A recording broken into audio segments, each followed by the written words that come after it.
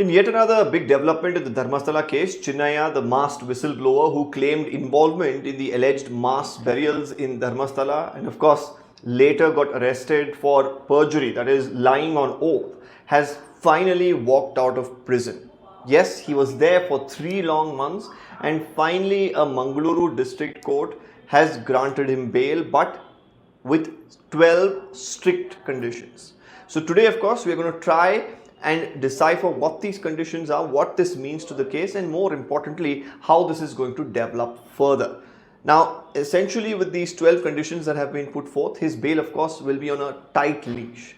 What the court has really said here is that Chinnayya, of course, he cannot repeat any such any offense, he cannot go absconding, he has to of course ensure that he will not threaten anybody, he will not influence or bribe witnesses in particular. So this is a very key aspect of the case. Apart from that, any evidence that there is in this case of course cannot be tampered with. He should also of course cooperate with the investigating officials.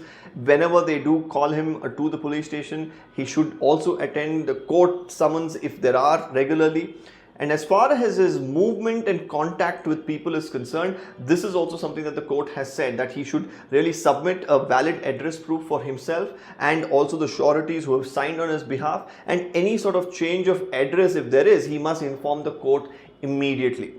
Now apart from that, we should also note that the court here has also said that he needs to share contact numbers where he will be of course reachable throughout. There should also be his WhatsApp, his email ID, so that there is no way that cops cannot reach him or the court cannot reach him. He also of course should stay within the jurisdiction of the Mangaluru court, and if he has to travel outside, a special permission has to be obtained.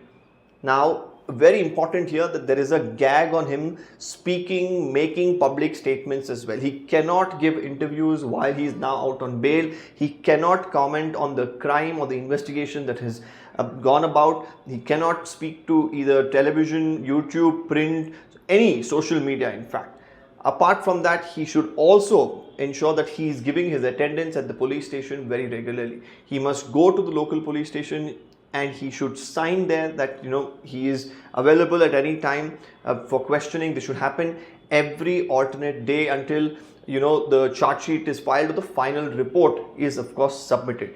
Now another important part of the bail here is that there is a personal bond of 1 lakh rupees that has to be submitted in court, 2 sureties as well, again giving out 1 lakh rupee each. So some massive conditions that have been put forth by the court, but more importantly how this really develops is going to be very, very important, considering the fact that now he is out on bail.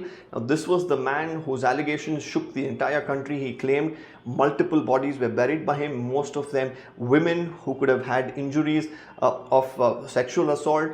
After a brief period when the police of course started to investigate this crime, they realized that there is more than what meets the eye, and everything that he probably said was not the holy truth. And that's when the skeletons really began to tumble out of the closet, and the police realized that he had lied on many counts, especially on oath, and that's where he was arrested. Now with him out on bail and also of course the SIT ready with its report, how things pan out in the days to come. Will there be a clean sheet for Dharmasthala, or is there more that the SIT probe will reveal than what Chinnayya or the others had maintained? All of this remains to be seen.